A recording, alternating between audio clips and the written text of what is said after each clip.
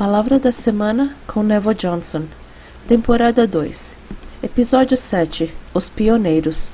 Original publicado no dia 6 de janeiro de 2020. Bem-vindos novamente à Academia de Luz. Hoje falaremos sobre os pioneiros.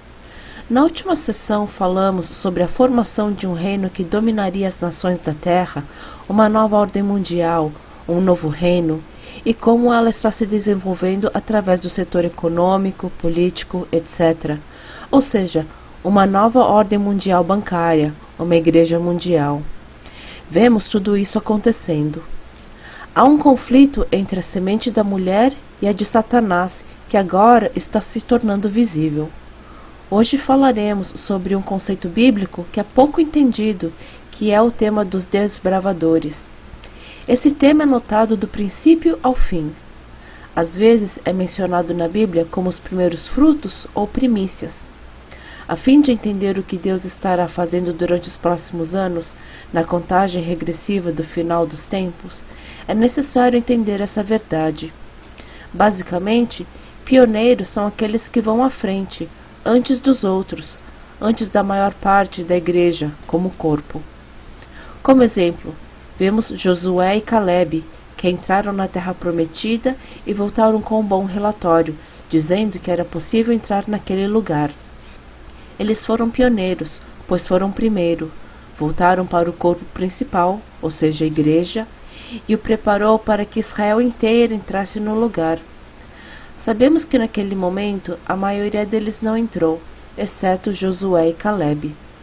Enoque foi outro desbravador. Ele serviu de exemplo para nós de que podemos andar com Deus como Ele fez. Se Ele pôde, nós podemos também. Jesus também foi um pioneiro de como seus discípulos poderiam segui-lo. 1 Coríntios 15, 20. Mas agora, Cristo ressuscitou dos mortos e foi feito as primícias dos que dormem. Ele também foi um primeiro fruto, pois foi o primeiro a experimentar ressurreição. Agora outros podem seguir da mesma forma.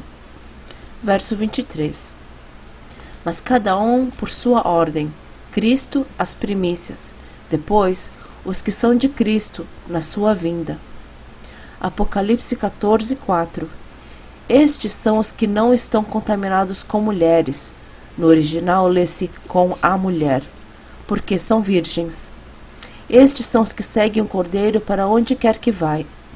Estes são os que dentre os homens foram comprados como primícias, isto é, primeiros frutos, para Deus e para o Cordeiro. Esse grupo que foi redimido passou por isso antes dos outros. Quando lemos sobre não estarem contaminados com a mulher, refere-se à Babilônia, ou seja, não estavam contaminados com o sistema babilônico, não o tinham dentro de si. Por isso, eram virgens, puros. Esse grupo havia sido redimido dentre os homens e seguiam ao Cordeiro.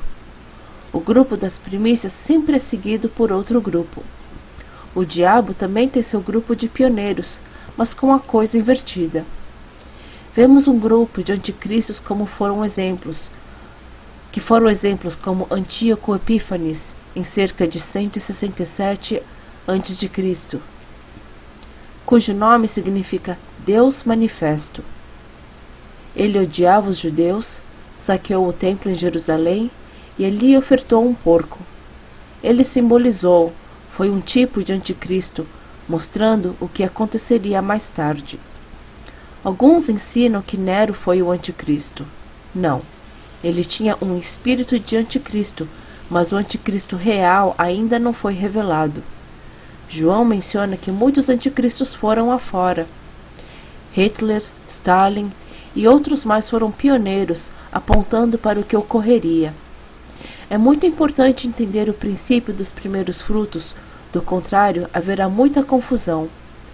Como já mencionamos nos 2 últimos episódios, a confusão sobre o arrebatamento é grave. Eu creio no arrebatamento. 1 Tessalonicenses 4, 16 e 17. Porque o mesmo Senhor descerá do céu com alarido, e com voz de arcanjo, e com a trombeta de Deus, e os que morreram em Cristo ressuscitarão primeiro.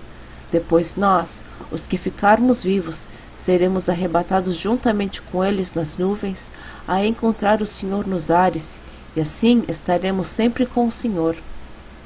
A palavra arrebatamento não é encontrada nas Escrituras, mas é uma palavra usada para descrever a experiência da pessoa ser levada juntamente com o Senhor. Apocalipse 12, 1 e 2. E viu-se um grande sinal no céu, uma mulher, que é a igreja, vestida do sol, tendo a lua debaixo dos pés e uma coroa de 12 estrelas sobre a cabeça. E estava grávida e com dores de parto, e gritava com ânsias de dar à luz. Essa mulher representa a igreja. Há um grupo de pessoas na igreja prestes a nascer antes dos outros. Esses são os pioneiros. Esses são os primeiros da semente da mulher a chegarem à maturidade. Outros virão depois, mas esse grupo são os desbravadores. Verso 3. E viu-se outro sinal no céu, e eis que era um grande dragão vermelho, que tinha 7 cabeças e 10 chifres, e sobre as cabeças 7 diademas. E a sua cauda levou após si a terça parte das estrelas do céu e lançou-a sobre a terra. E o dragão parou diante da mulher que havia de dar à luz, para que, dando ela à luz, lhe tragasse o filho. Vemos a existência do reino do anticristo ao mesmo tempo que a mulher, a igreja, estava para parir um varão. Os poderes desse reino do anticristo tentarão matar essa semente que está amadurecendo, chegando à plenitude. Verso 5. E deu à luz um filho, um varão, que há de reger todas as nações com vara de ferro. E o seu filho foi arrebatado para Deus e para o seu trono. Há 2 mulheres mencionadas nas Escrituras. A de Apocalipse 12 representa a igreja, e a de 17, a falsa igreja, ou seja, a prostituta. A igreja, em Apocalipse 12, já era um varão maduro, e foi levado ao trono. É como se tivesse sido arrebatado. Ela deu à luz um grupo de crentes, desbravadores, que foram levados ao trono de Deus, promovidos para receber maior autoridade e poder, percepção e entendimento da sala do trono, que procede da sala do trono. Depois, o que aconteceu com ela? A Bíblia é muito clara. Diz que a mulher está à mercê do reino do anticristo. Verso 6. E a mulher fugiu para o deserto, onde já tinha lugar preparado por Deus para que ali fosse alimentada durante 1260 dias, que é cerca de 3 anos e meio. Ela fugiu para o deserto, onde havia um lugar preparado para ela, mas quem a alimentou? Onde fica esse deserto? Da igreja veio um grupo que chega à medida plena da estatura de Cristo, filhos de Deus, que subiram ao trono de Deus para receber suas ordens para as últimas tarefas na terra. Eles são levados por um tempo. A mulher foge do anticristo e vai para o deserto, um local preparado por Deus para ficar por 3 anos e meio. A igreja, milhões de crentes, fica oculta, entre aspas, isto é, sua estrutura física desaparece. Verso 14. Foram dadas à mulher 2 asas de grande águia, para que voasse para o deserto, ao seu lugar, onde é sustentada por um tempo, e tempos, e metade de um tempo, fora da vista da serpente. Quem é a águia? Ouvi algumas pessoas dizerem ser os Estados Unidos, pois seu símbolo é uma águia, mas não é isso.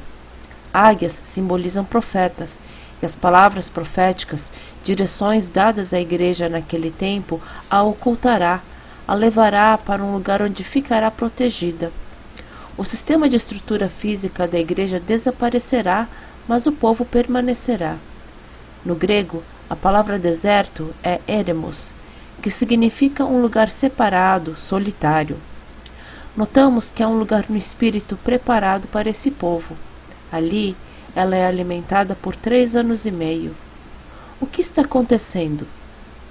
As últimas coisas quanto à preparação da noiva. Na última sessão, falei sobre as cúpulas que protegiam as pessoas. Quem a está alimentando? Os pioneiros que foram levados ao trono de Deus, os primeiros frutos do arrebatamento, que a protegerá, nutrirá e a preparará no deserto por 3 anos e meio para o arrebatamento. A Bíblia diz que ela será preparada para o arrebatamento. Cânticos 3:6. Quem é esta que sobe do deserto como colunas de fumaça, perfumada de mirra, de incenso e de toda sorte de pós aromáticos? É a noiva. Ela finalmente sairá do deserto, daquele local solitário e guardado, onde por 3 anos e meio foi cuidada e protegida pelo varão, aqueles que já foram adiante e experimentaram o arrebatamento, e finalmente está pronta, sem mancha nem ruga, para ser levada. Ela é arrebatada, escapou do anticristo, e ele está furioso. Ela foi preparada no deserto. Verso 17. E o dragão irou-se contra a mulher e foi fazer guerra ao resto da sua semente, os que guardam os mandamentos de Deus e têm o testemunho de Jesus Cristo. O resto de sua semente são seus descendentes, são cristãos. Alguns ainda ficam aqui. Apocalipse 13:7.